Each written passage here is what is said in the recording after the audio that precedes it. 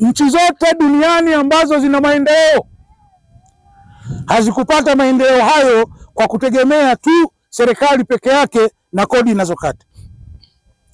Nchi yoyote ambayo ina ustaarabu inatoza wananchi wake kodi, lakini inatoza kiasi fulani na yeye unamwachia akafanya mambo mengine kwa kile kiwango kinachobakia. Tunaelewana vizuri? Hasa ndio tunachukua kidogo na mwananchi anaachiwa kidogo.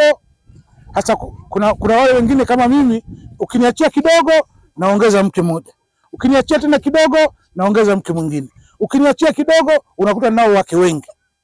Kuna mwingine ukimwachia kidogo anasomesha mtoto, ukimwachia kidogo anachangia zahanati, si ndio hivyo?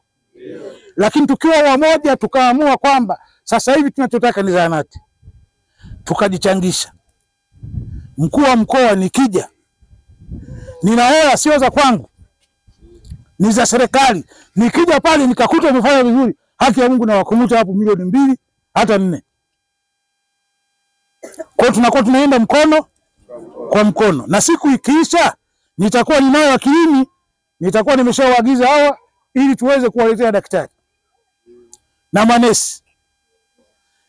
Kilomita 10 sio mchezo kama mama anataka kujifungua.